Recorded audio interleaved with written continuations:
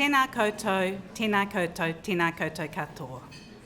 E nā mana, e nā reo, e nā karangatanga maha, tēnā koutou katoa. Nau mai haere mai ki te annex ki Tamaki Makaurau. E mihi ana ki ngā mana whenua o tēnei rohi ki a Ngāti Whātua Ōrākei.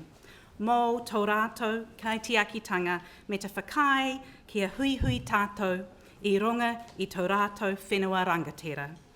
Nā mihi nui ki a koutou katoa. Kia pai te rā, kia whaihua nā kōrero, kia whakakotahi tātou.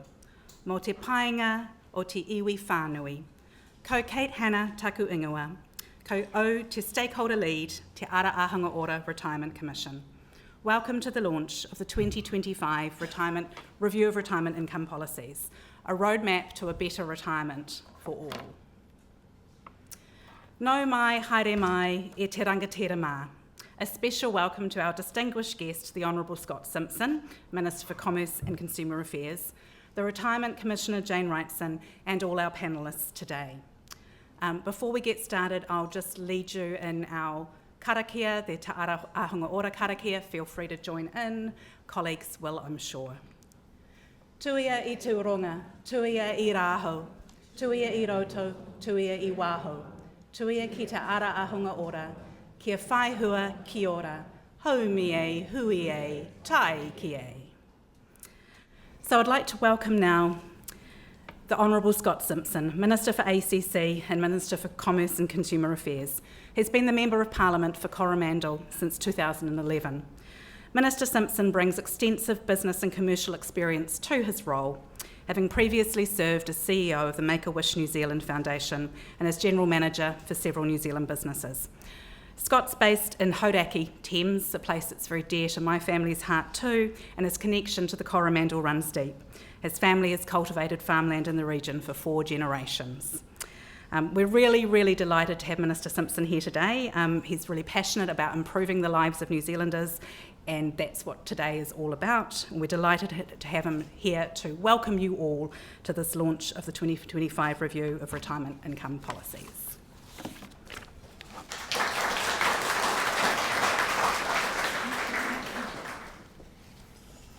I'm just going to move the keyboard. Hope that's not going to create any problems. There you go. Thank you. Well, good morning, everybody, and what a lovely Auckland morning. Almost as nice as a morning of the same stature in the beautiful Coromandel. We're here today to mark the launch of this new review. And it's good work. I've had an opportunity to have a look at it already, and I can commend the detail to you.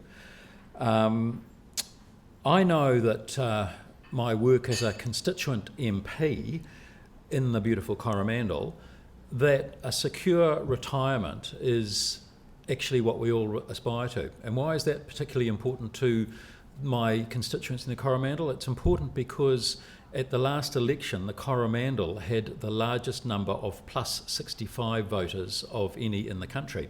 In fact, the Thames Coromandel District Council has the largest number of plus 65 ratepayers as well.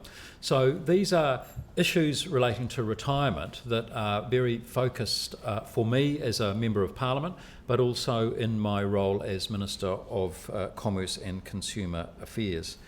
But before I go into some comments on the report itself, I want to acknowledge firstly and foremostly our Retirement Commissioner Jane Wrightson, who, as you know, is finishing up in this role early next year.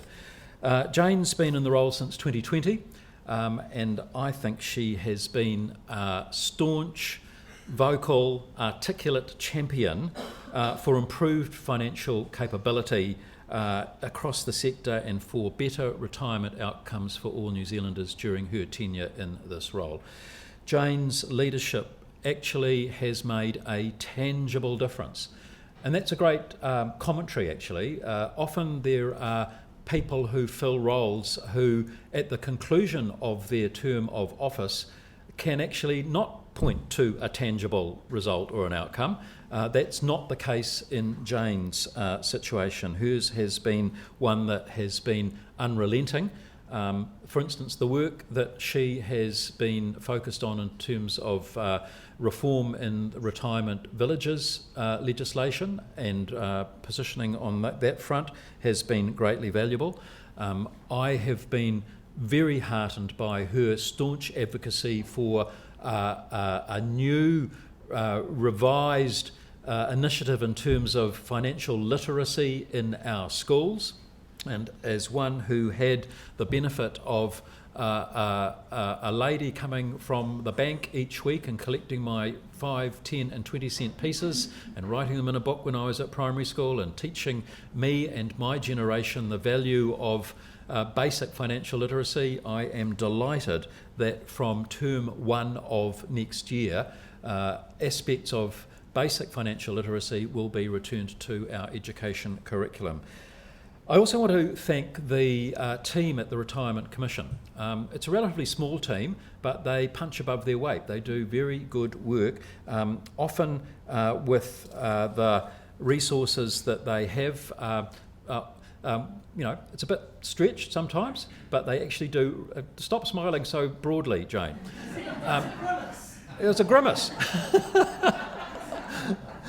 You do very well with what you have. And actually that's what we all do as New Zealanders. We try and do the best we can with what we have.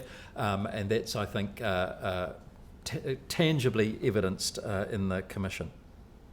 And so to the review itself.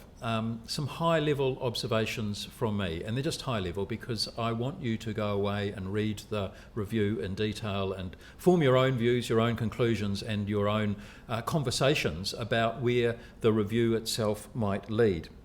But the review is comprehensive. It took a full system-wide view approach, and it considers how New Zealand Super, a scheme that we are all familiar, some of us are becoming more familiar with it by the day, and it's a scheme that underpins so much of what it is to be a New Zealander. But it looks at KiwiSaver and the private savings and how they work together, and how we help highlight gaps and overlaps within our what they call ecosystem that is the retirement landscape. Now, for many New Zealanders, a savings system built mainly around what my generation knew as a traditional working model, sort of Monday to Friday, 9 till 5. For many New Zealanders, that model doesn't exist anymore. It's a different world. And so too are the schemes, the services and the supports that we as a nation provide and offer. They too have changed and will continue to change as time evolves. KiwiSaver, it's maturing. It has matured, and KiwiSaver has been an increasingly important part of New Zealanders' individual financial circumstances, and it will continue to be. But for some self-employed people, for those, for instance, who may be on temporary visas, and for earners who are aged over 65, there are some gaps. The gender gap, for instance, continues to persist. Findings in the review show that men continue to hold on average 25% higher KiwiSaver balances than women. The review proposes some practical changes to KiwiSaver. In fact, 4 changes to KiwiSaver are proposed, and they are based on the simple but basic premise that the scheme should ensure all New Zealanders get a fair go. The first of these is to extend the government KiwiSaver parental leave contribution to $1,000 per parental leave period. Parental leave is one of the most important times in a person's life, and I well remember my own experience as a new parent and the kind of juggling that my wife and I at the time had to do in order to balance our working and professional lives. I'm very pleased to say that since my children were born, parental facilities have expanded very considerably, and that is for the good. But it can be a really challenging time of life, and it's when for many, savings for the future are sometimes put on hold where there's a temporary stop or a break, and that can, over a period of time, have a negative detrimental effect on the long-term savings for those people. For many women and caregivers, particularly, time away from paid work can mean falling behind on their KiwiSaver contributions. And that creates, as I say, that long-term gap potentially in their savings scheme. So that's why since July 1, 2024, the government has been contributing 3% to KiwiSaver accounts for people receiving paid parental leave. I think it's a good thing. And as long as they make their own 3% contribution, that has been useful. That of itself is a simple step to ensure that parenthood doesn't come at the expense of long-term financial security. The second proposal recommendation is to increase the government contribution matching rates for lower income earners and lower the income gap. Now this would be a technical adjustment that would potentially improve retirement outcomes for vulnerable groups while maintaining fiscal stability. My colleague, the Minister of Finance, Nicola Willis, would not want me not to mention the need to balance fiscal responsibility. So, Nicola, done. Another recommendation would be to allow KiwiSaver for people over 65 and those on temporary visas. Now, this area has been the subject of quite a lot of policy discussion and debate, so I'm very pleased to see that the review has highlighted this area. A change would recognise, for instance, the diversity of today's modern workforce, and it might potentially also bring KiwiSaver more in line with what is working well in overseas jurisdictions. Another valuable recommendation is the ban on the use of total remuneration policies in KiwiSaver employer contributions. Now, the recommendation would stop employers from offsetting their KiwiSaver contributions against an employee's base salary, something that can quietly reduce the take-home pay and weaken the purpose of the scheme. So, on top of those recommendations, the report importantly aims to strengthen the system and work with KiwiSaver providers to guide robust, evidence-based decisions over the next decade or so. I don't need to tell an audience of this sort how important the government places economic growth, trying to get the economy growing, thriving, and producing more productivity and better outcomes for all New Zealanders. That has been the pivotal focus of this government's administration, and it will continue to be so. Because down in Wellington in the Beehive, my colleagues and I and members of the coalition government are absolutely focused on essentially making New Zealanders richer, growing the economy so that we can have all that we want as a first world nation. And we can't hope to meet those aspirational goals for all the services that we want, including provision for financial certainty in retirement, if we don't have those basic financial economic drivers in place. So this is a useful report. The review team, I think, have done valuable work. I am going to take some time to give the recommendations considered thought and review myself. So I won't be making any firm commitments or otherwise probably until the new year, and then that will be after, as I say, careful, thoughtful consideration and socialising amongst my colleagues as well, because I've discovered in work, politics and business that it's all very well to have great, bold ideas, but if those ideas cannot be carried with your peers, your colleagues, your stakeholders, then they count for very little. So part of the challenge of a review like this is how do we take others with us, spread the story, act as ambassadors, grow the conversation, increase the general knowledge and quality of debate around retirement savings, financial security, financial literacy, all those good things. And my invitation to you in conclusion is firstly to come to the Coromandel for your summer holiday. But more importantly, when you do come to the Coromandel for your summer holiday, when you are talking to family, friends, associates and colleagues, talk about these issues. They are all important to us.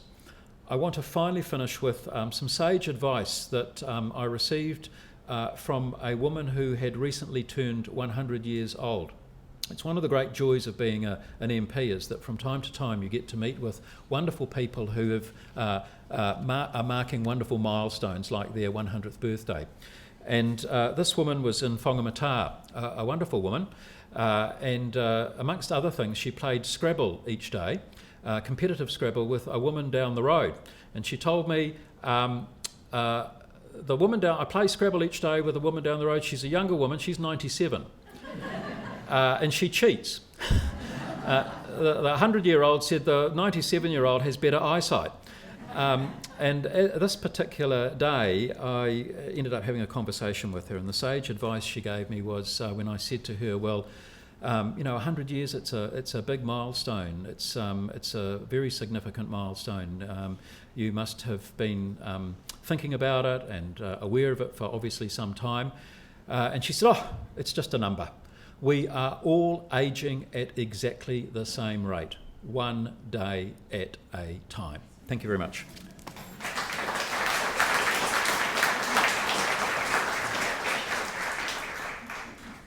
I'm sure you'll all join me in thanking Minister Simpson for particularly that idea of just one day at a time. It's nice to think about that as we face ageing.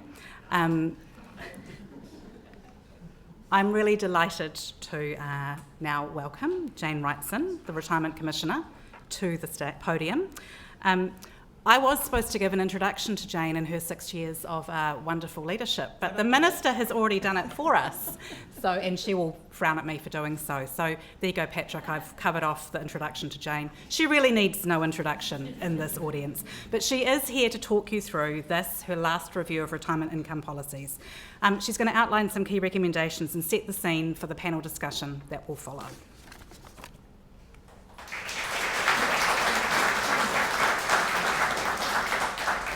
Tēnā koutou katoa, ngā mihi mahana o te wā kia koutou, ko Jane Wrightson tōku ingoa, kua o te mana Aotearoa. I'm Jane Wrightson, I'm the Retirement Commissioner, and I'm so pleased you've come out on a beautifully sunny Friday morning to come and help us launch this report.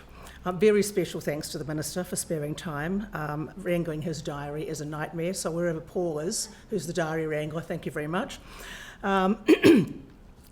And as you said, given the review's hot off the press, I'm not asking for his response to recommendations, but at least he hasn't laughed, so that is good.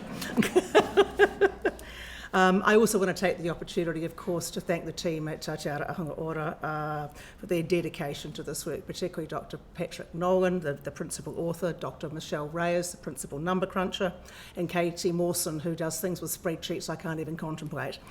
Plus our external assessors who helped with looking at various drafts, and of course the panellists here today to help have a conversation about it. So, for those of you who don't know, every 3 years by statute, we're required by the government to take stock of how well the retirement income system is serving New Zealanders. This review this year is not about tinkering at the edges. I've already texted Sam Stubbs, who says it is, and told him off. It's about asking, is the system still fit for purpose in a changing world? Thank you. And this is why this review matters. First, the system has strong foundations. New Zealand's super remains simple, universal, and widely trusted. It's also gender blind, which I'm very fond of. KiwiSaver has matured into an important pillar of retirement saving, and compared therefore to OECD countries, our system is cost effective and inclusive. But our population is ageing. Soon more than 1 million New Zealanders will be aged 65 plus. At the same time, home ownership is falling and work patterns are shifting. These trends mean the old assumptions, own your own home, work full time, retire at 65, don't hold for everyone anymore if they ever did. To better understand these challenges and where there are opportunities, we use this review to provide the government with independent advice on how retirement income policies are performing and what changes might be needed.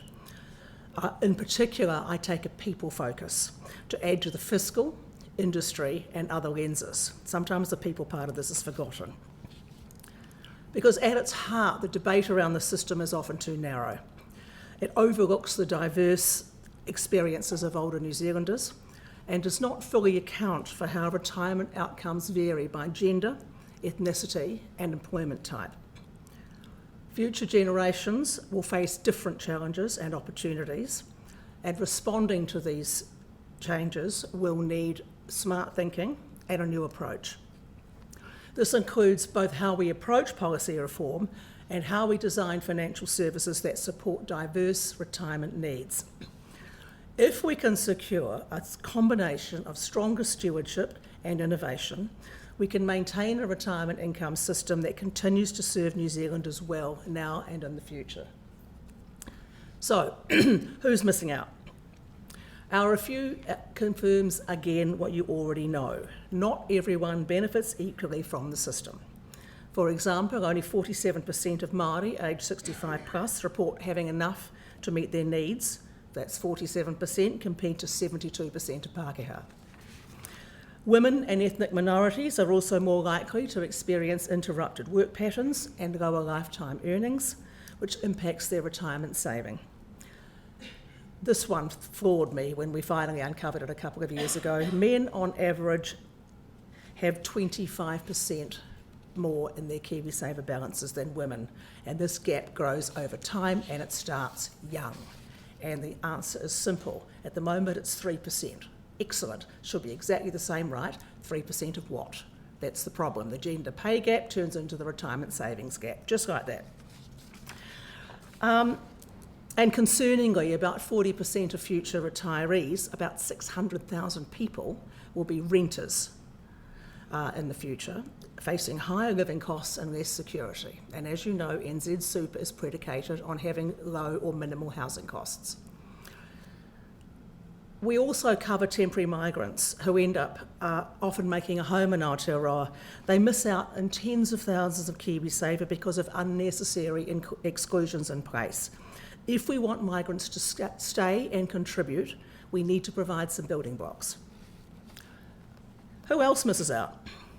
The self-employed, gig workers. I was at TVNZ this morning preparing for breakfast, and the lovely woman who put on the slap said, I'm a contractor, I don't get KiwiSaver, and by the way, my employment's quite variable and a bit fragile. And I went, yeah, you are, you're a classic gig worker. And KiwiSaver is not good for these guys, and of course, gig workers and sole traders are a part of the workforce that are increasing. At the moment, gig workers contribute to KiwiSaver at less than half the rate of employees. 41% of self-employed members receive no government contribution. And the treatment of KiwiSaver contributions within remuneration structures has significant implications for savings adequacy and fairness. There is less incentive for an employee to contribute to KiwiSaver under a total remuneration model, as they will receive less in their hand as current compensation. Through our research, we know that almost half of employers use a total rem approach for at least some of their employees. Some in the financial services sector, boo, hiss. Total remuneration policies undermine the intent of the scheme and should be banned, particularly if and when employer contributions rise. No excuses. Addressing these gaps is essential if we want a system that's truly fair and inclusive. Our review proposes actions that can be taken now and others that can be considered in the context of a wider process. Now, on to recommendations. This review presents a practical roadmap for action to improving the system. It's grounded in a substantial body of research, including 15 reports and a special edition of Policy Quarterly. That's for the nerds among you. But it will live and reflects the voices of older New Zealanders, the insights of experts, and the values that underpin the retirement income system. The 12 recommendations reflect where the opportunities to act now are, while also preparing for the challenges ahead. 8 recs concern KiwiSaver, some system improvements, some policy. And as we know, as KiwiSaver matures, at 17, it's a frisky teenager, it's starting to head into the big wide world. We're going to need ongoing innovation to ensure the system remains fit for purpose. We need to develop new tools for the self-employed, see more iwi-led saving schemes, and improve the range of drawdown products and information. These changes will help the system remain responsive to changing needs. Thank you. Actions we can take now. We say 4 targeted policy changes can be implemented in the short term to improve KiwiSaver coverage and system performance. These changes respond to specific gaps in the current system. We're assuming there's no government funding additional available for the foreseeable future. Boo hiss. So we're focused on changes that can be made through reallocating existing spending on the government contribution. This is a chance to make KiwiSaver fairer and more effective. First, as the Minister outlined, extend the government's parental leave contribution to $1,000 per period, regardless of member contributions. We know that when people leave the workforce to do child rearing, there's often the most costliest part of their life for a little while. There is no reason for those contributions to be tied to you continuing to contribute.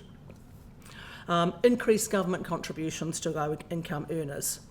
Remove employer contribution exclusions for over 65s.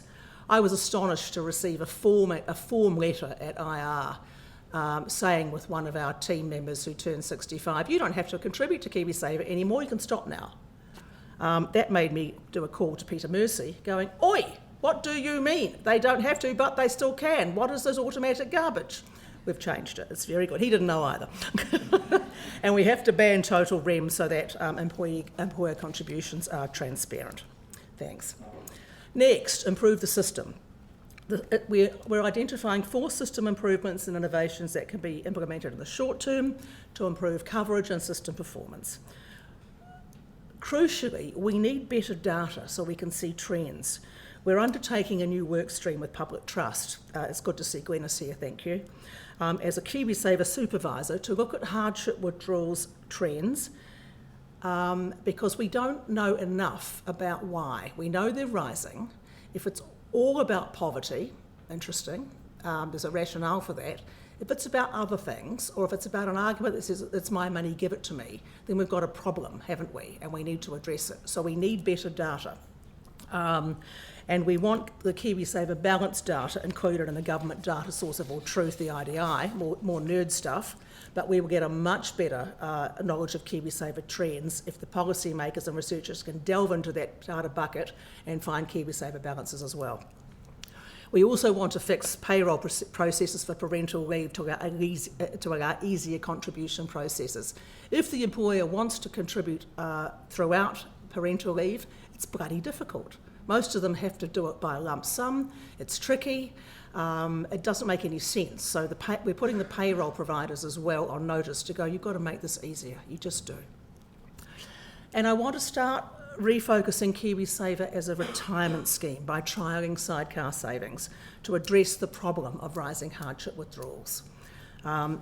If people can have access to a little bit of liquid money on the side, maybe it's only $1,000, I don't know, maybe not much more, it'll help people who get the little life crisis like the car blowing up or the fridge blowing up or something that says, I haven't got any money, I need this thing, I therefore need to withdraw my KiwiSaver, right? There needs to be a little bit of flex here, I think. And finally, we all need to work on a nationally consistent decumulation framework to help retiring New Zealanders plan how to spend. The Commission started the ball rolling this year with the launch of the Retirement Navigator on Sorted. And there's more work to do with providers to get core decumulation measures out there, consistent and understood.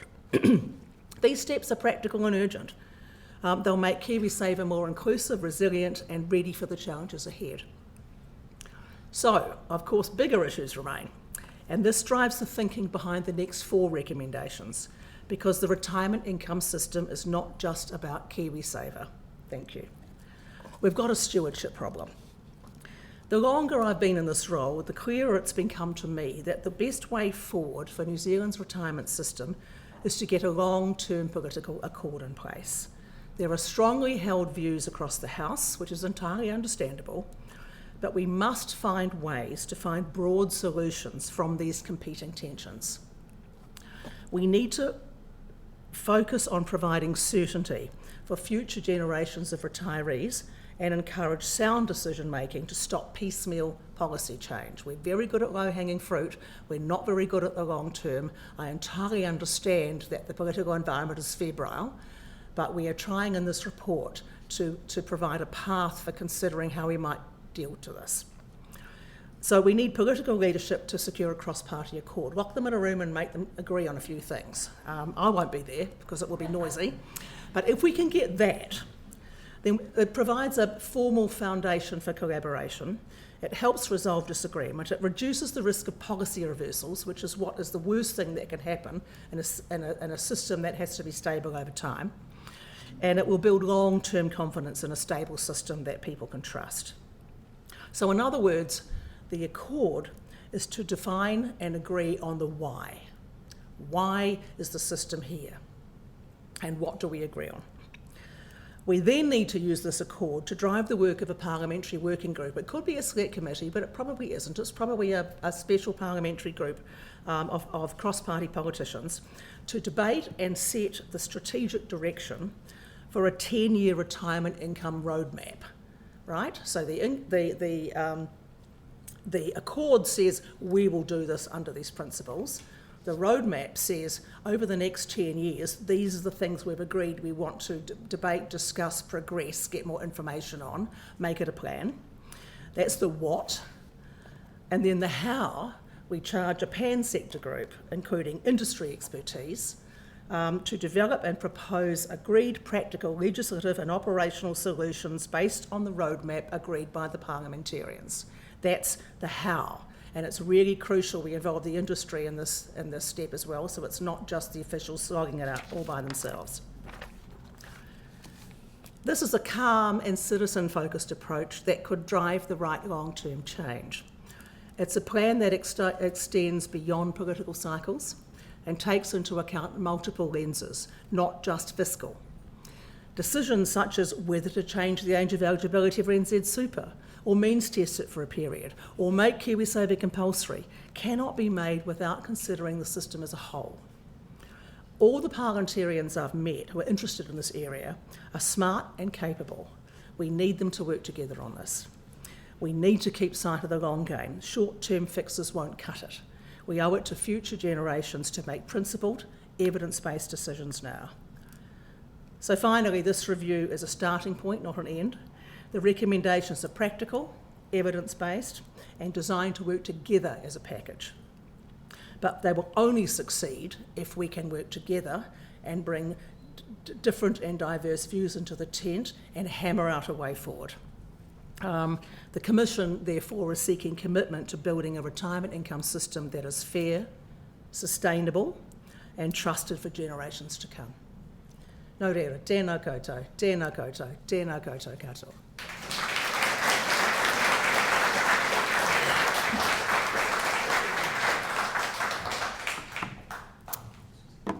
Kia ora. Thank you so much, Jane, for your clear vision for those required actions to get us on the pathway for this better retirement for us all. I'm going to hand over now to Dr. Patrick Nolan, who's the Director of Research and Policy here at Te Ara Aotearoa, who's chairing today's panel.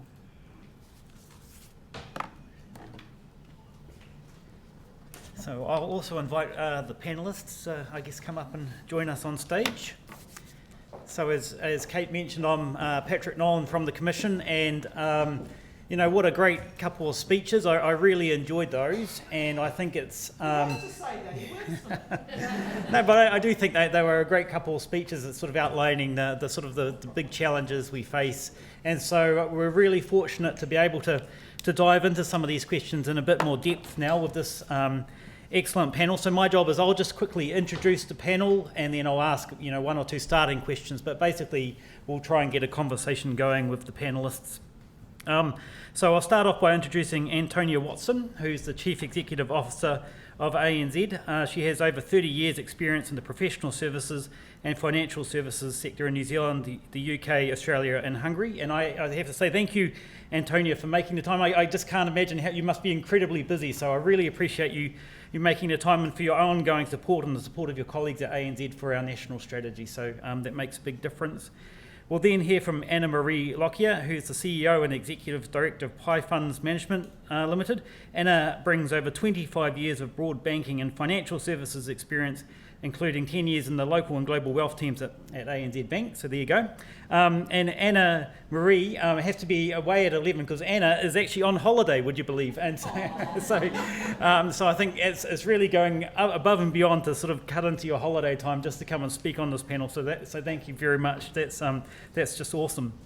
And finally, we've got Sarah Badley, who's a partner and board member at Martin Jenkins, where she combines exceptional analytical skills with strategic thinking to help policymakers, boards and executive teams address some of the country's most important challenges and opportunities. And thank you also, Sarah. So Sarah and some of her colleagues at Martin Jenkins, particularly Eamon Chen, were very helpful with the review and particularly some of our thinking around the parental leave sort of work. So thank you all. So I'll start off by maybe just asking, let's have a discussion about the role and importance of KiwiSaver.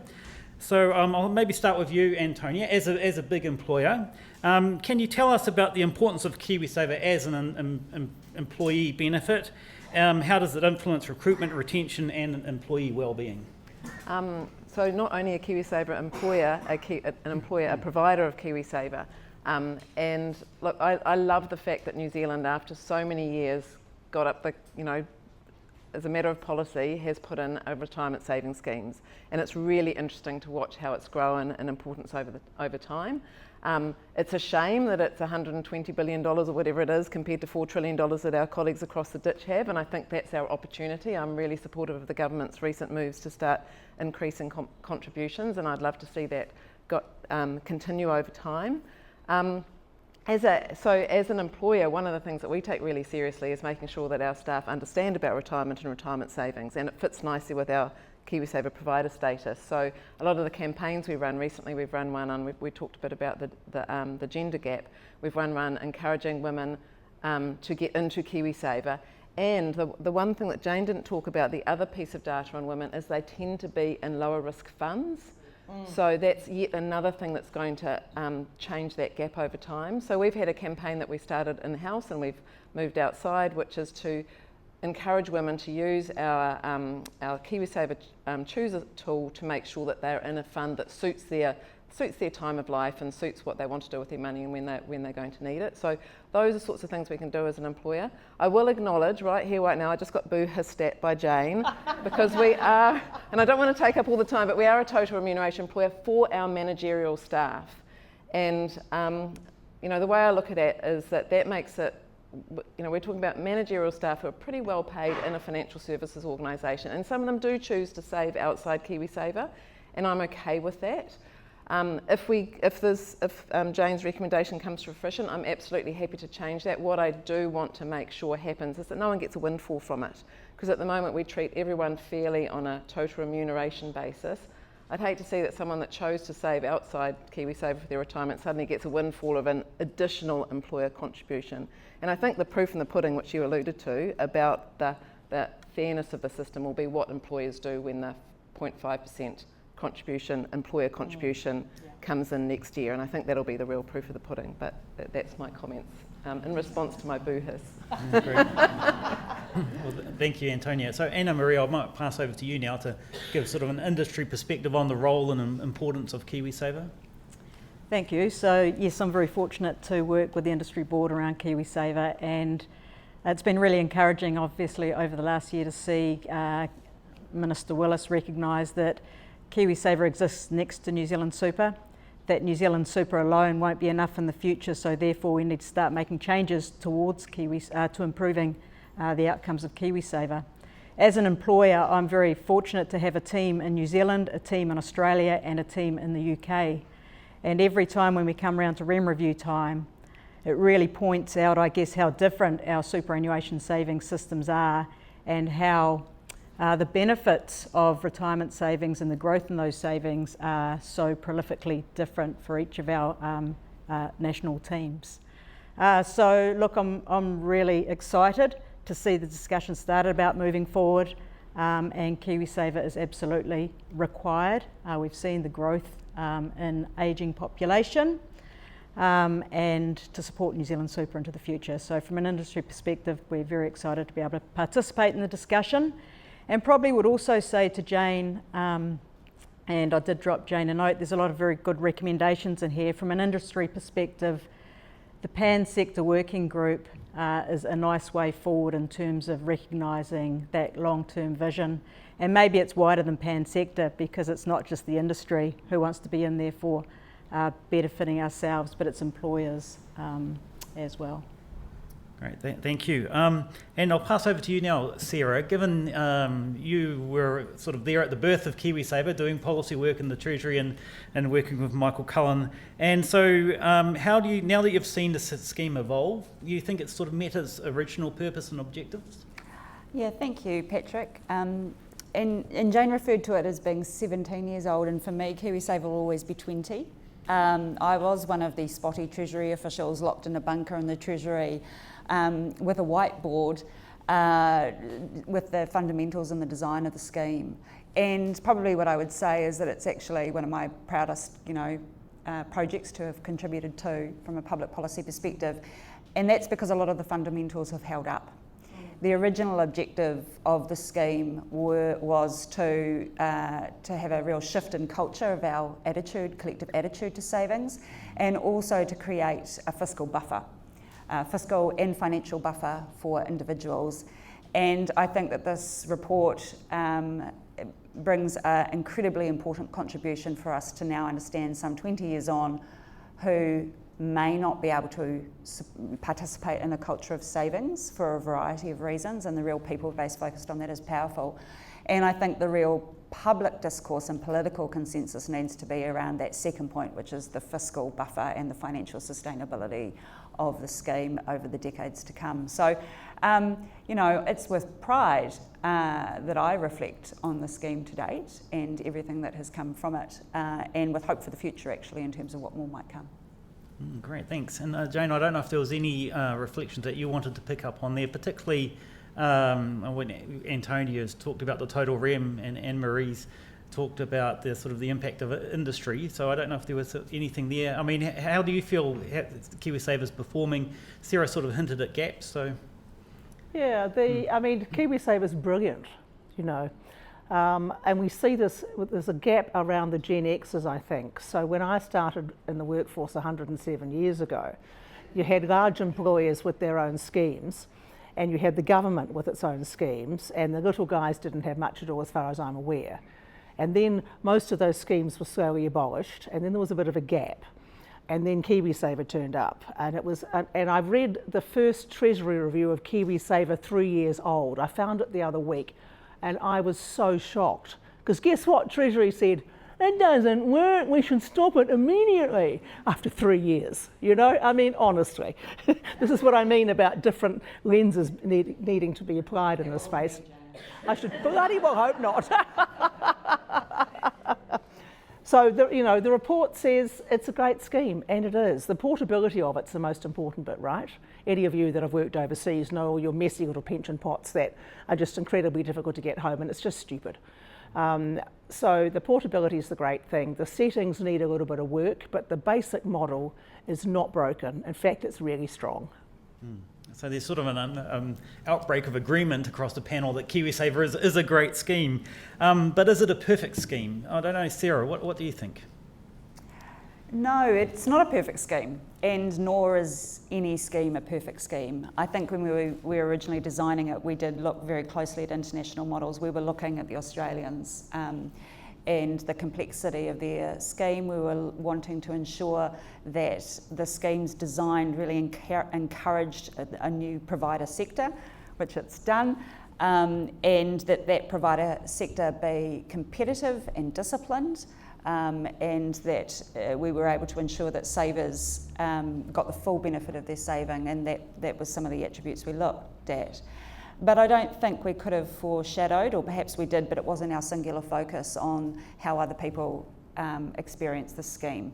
So this report's focused on the gender experience of the scheme, but actually the gender experience of the retirement system, and the way that Māori and Pacific and people who are in self-employment experience our wider retirement scheme settings, makes you need to focus not only on KiwiSaver, that for the majority of people will do a good job if they stick at it and increase their contributions, which I agree we should all welcome. But actually, what else do we need in our broader retirement system? What do we need to think about in terms of the relationship with New Zealand superannuation? What do we need to think about the relationship with pay equity? What do we need to think about around the relationship with home ownership, which is, of course, a really critical part of a comfortable retirement. So I think that within your terms of reference, you've done a really great job at highlighting those factors, and a lot of them are outside of KiwiSaver particular. It's a really important part, but those other factors are going to be critical for those that aren't experiencing the scheme as they ought.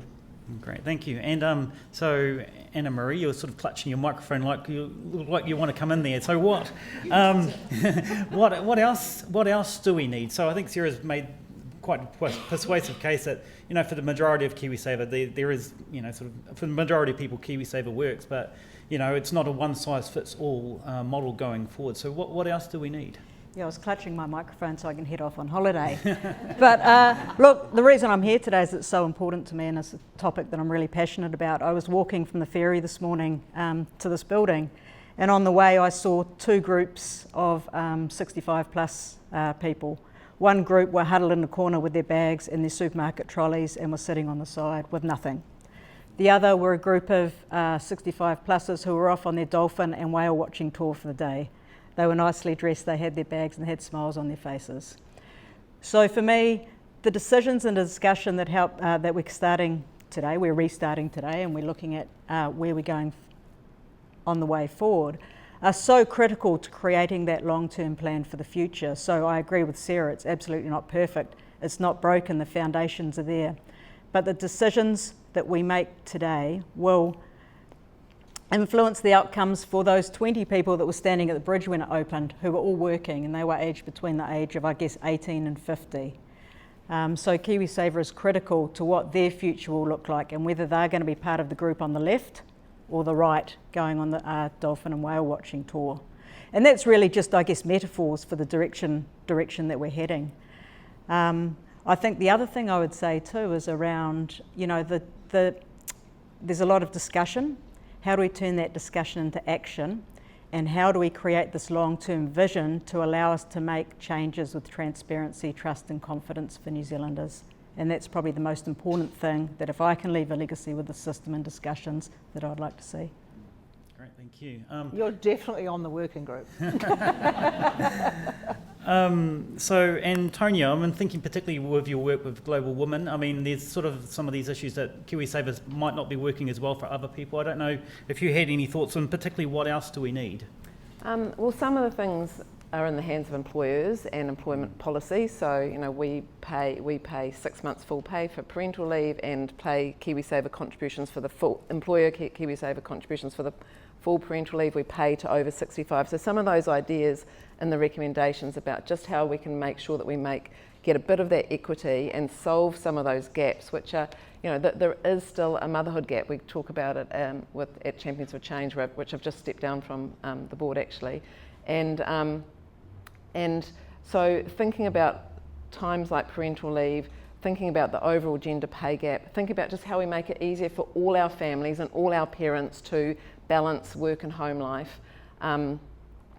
Thinking about making sure that people have got the understanding of the different impacts of the type of fund they're in, and that's something that I think probably hasn't had a lot of discussion, and something that we've been raising recently, and we've had some really good outcomes. We had, I think, in our high growth fund, we had 30% women in it, so that shows that difference.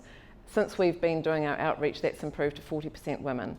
So I think that's a positive sign that people, once they think about it, how often do you think about your KiwiSaver? It's a little bit set and forget, so making sure that people are thinking about it and do have the tools. You have the the calculators that you can have. I'm sure we have one and I'm sure others do. You go online and you can actually see that miracle of compounding interest. If I increase my contributions by just this much, it's going to be worth that much more when I'm 65. There was a suggestion this week that came out about enrolling children at birth.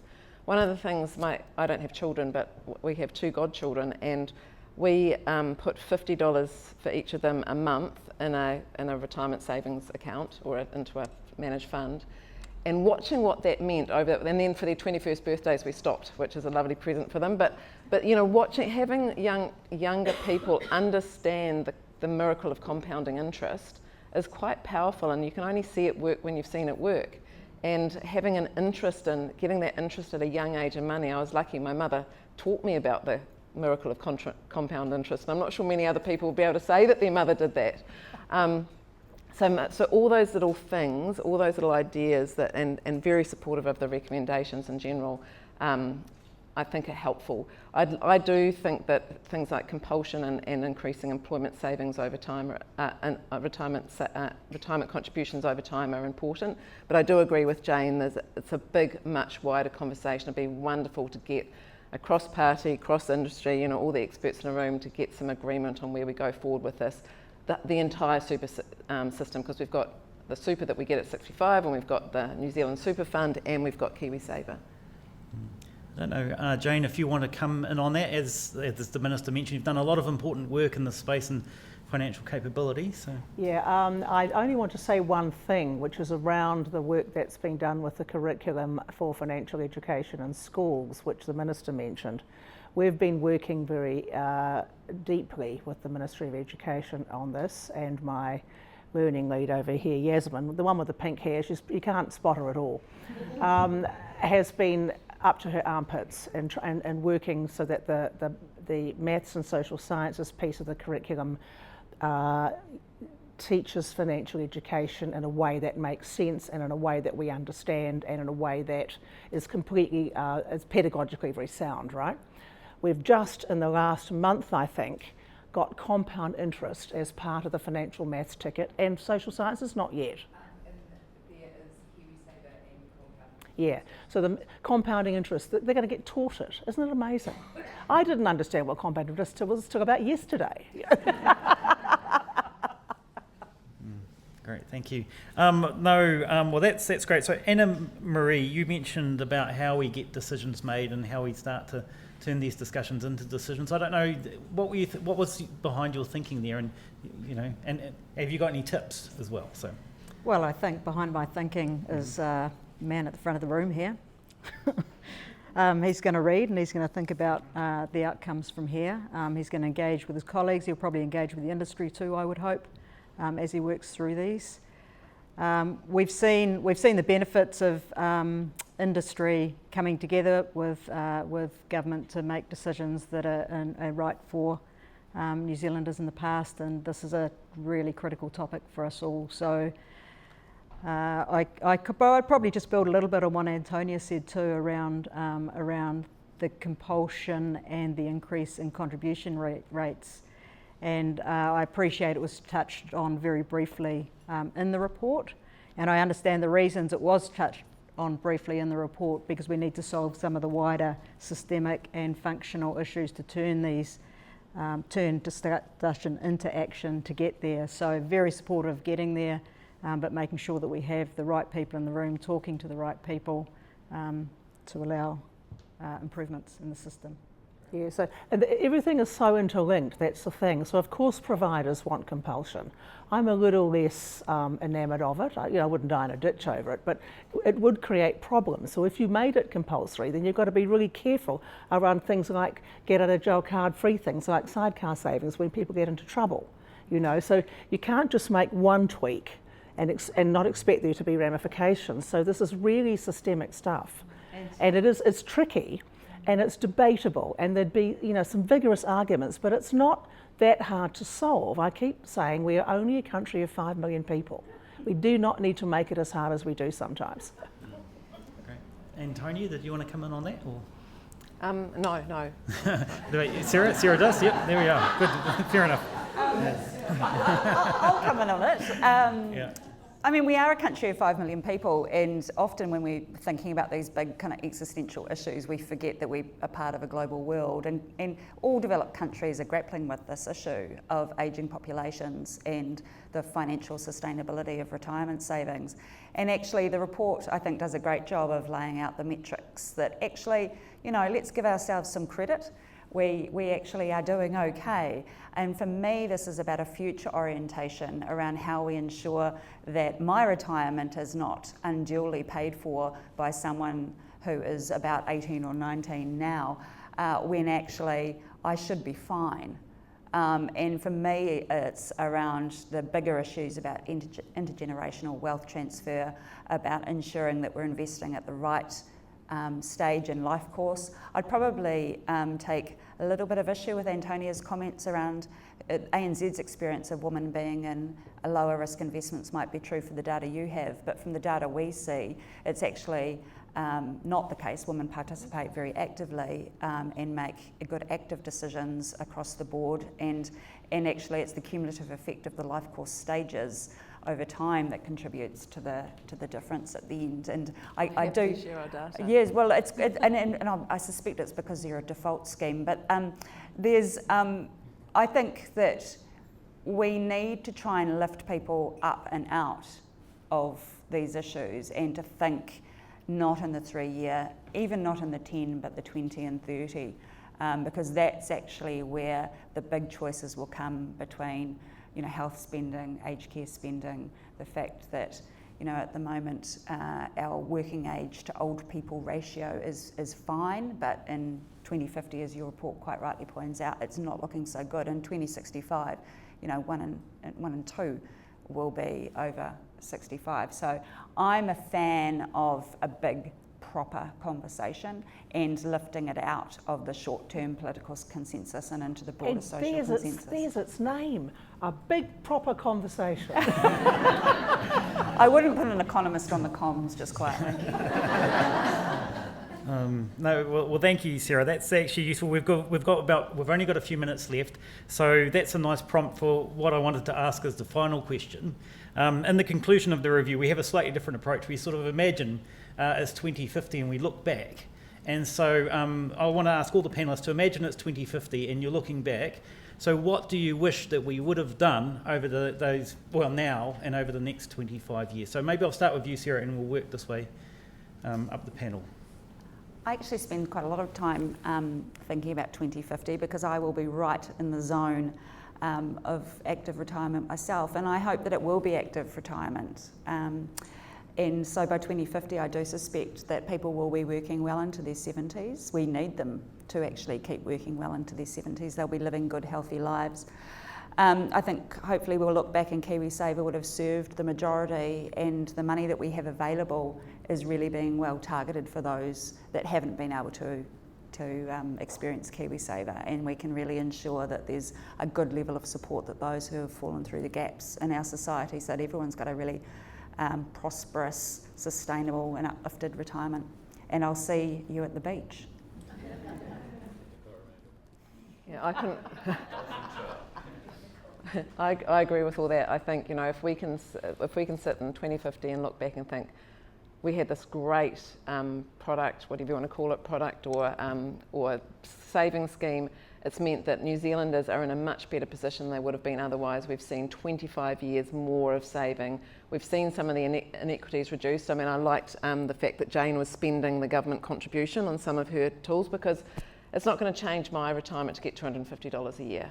But other people, it's going to be the thing that they need that gives them that little bit of step up. And I think that's something to think about, and so I applaud that recommendation. But yeah, I think if we as Kiwis can look back and see what the value of that $120-30 odd million is now, gosh, given the last few weeks, it's probably even more. And in another 25 years, it keeps the selling of the value of the scheme going. And the one other thing I just might quickly add, please keep it simple. We are so lucky we've got such a simple scheme that everyone can understand. If I point you back to the Australian Royal Commission into banking and superannuation and all the things into financial services, the complexity of their scheme drove some bad behaviour. So let's make sure that doesn't happen here. Yeah, here.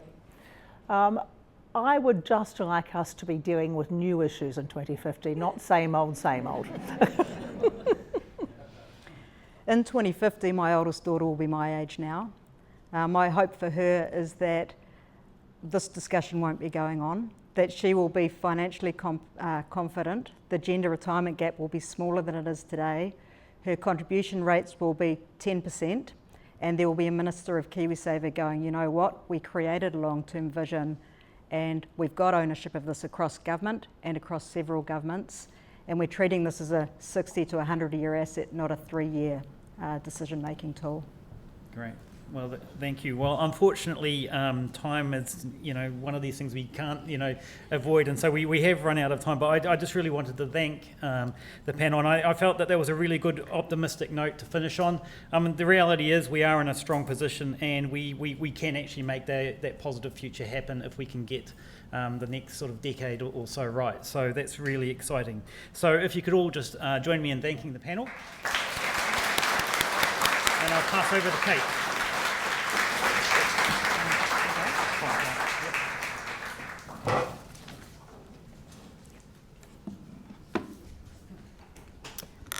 Kia ora, and thank you so much, everyone, for attending. In the way of the modern world, we have made available for you a QR code, which you can now scan, so you can download the review of retirement income policies and save some trees. And so I would love to thank the panel. Feel free to hop off if you'd like to not be a spectacle. Come and see Patrick for a gift, a token of our appreciation. Not for you though, Jane, because you have to do it because it's your job. And so we're really, really grateful that you've all joined us today for this launch of the review of retirement income policy. Please do, as I say, scan the QR code. And I'll just lead us in a short karakia to close the event, and then we can go back to chatting. So this is karakia whakamutanga. Kia hora te marino, kia whakapapa punamu te moana, hei hua rahi mā tātou te rangi nei. Aroha atu, aroha mai, tātou ia tātou katoa, hui e, tai ki e. Kia ora.